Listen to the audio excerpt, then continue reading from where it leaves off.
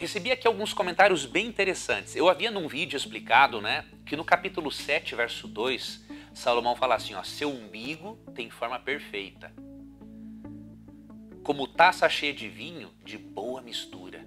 Né? Então a palavra umbigo aqui é uma referência no hebraico ao órgão genital da mulher. Então ele compara o órgão genital da mulher a uma taça perfeita de vinho. Né? E olha que comentário interessante, ó. Se era de vinho, sinal de que era bem cuidada, né? A mulher praticava higiene. Se fosse uma mulher sem higiene, Salomão teria dito... Será que vale a pena eu comentar isso, cara? Achei meio pesado.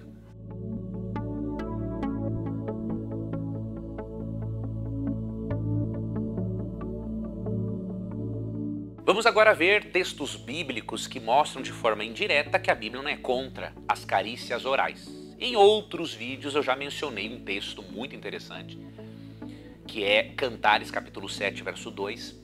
Ali Salomão fala do umbigo da sua esposa e compara o umbigo a uma taça de vinho.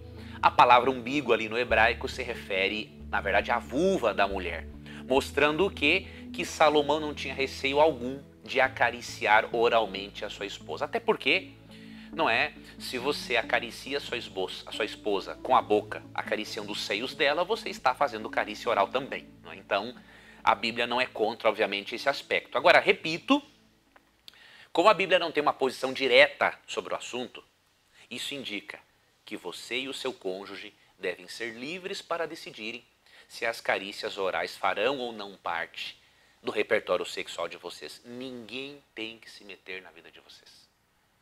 O que eu estou fazendo aqui é tirar alguns mitos, não é, que são impostos à Bíblia e ajudar você a ter uma vida conjugal mais leve, sem o peso da culpa imposto por algumas pessoas que dizem que algo é pecado, sendo que a Bíblia não o diz. Tá bom?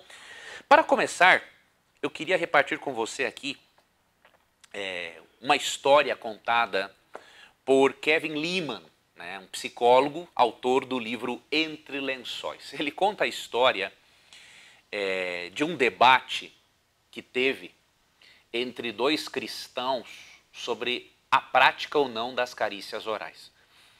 E aí um dos convidados falava que Deus criou o sexo para que fosse, obviamente, desfrutado com grande liberdade dentro do matrimônio. Deus planejou o sexo para ser feito com alegria por todo o casal casado.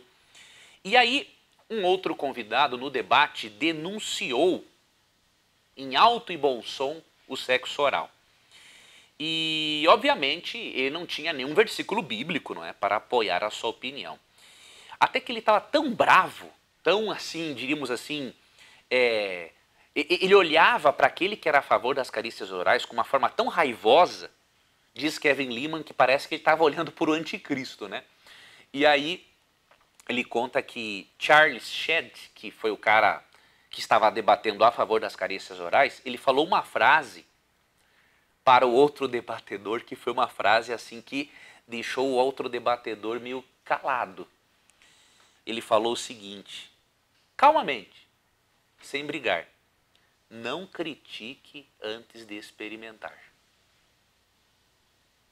Então o que acontece?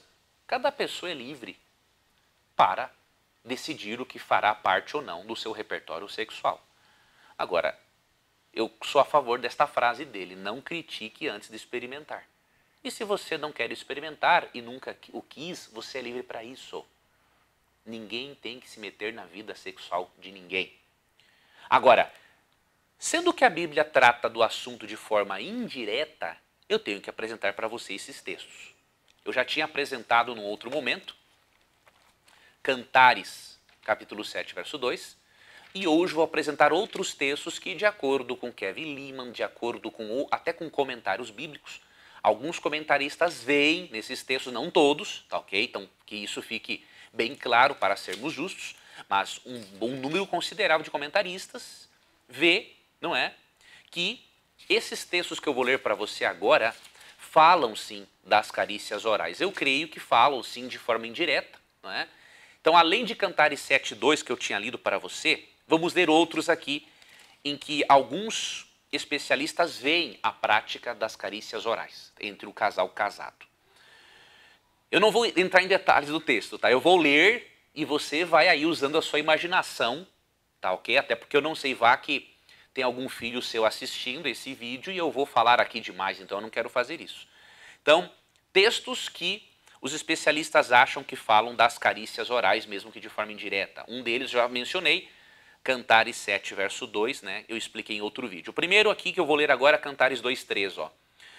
Como uma macieira entre as árvores do bosque, assim é o meu amado entre os rapazes. À sua sombra agradável eu me sento e saboreio os seus deliciosos frutos. Fique com você e a sua imaginação, eu não vou falar mais nada. Outro texto, Cantares 5:1.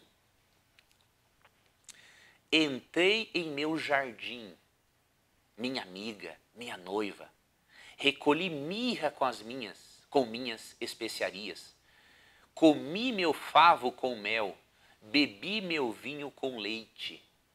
Essa palavra jardim, no capítulo 4:16, ela é um eufemismo para a vagina da mulher. Tá? Cada vez que você vê a palavra jardim aqui em Cantares, né, especialmente aqui no capítulo 5, tem também aqui no capítulo 4, não é?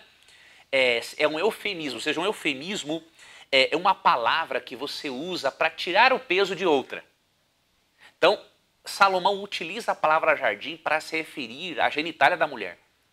Então ele demonstra aqui no capítulo 5:1, não é, que ele entra no jardim da sua noiva, né? Ele usufrui, que é sua esposa, ele aproveita como se estivesse comendo um favo de mel. Então, para vários autores, isso aqui se refere à carícia oral também entre o casal casado. Não é?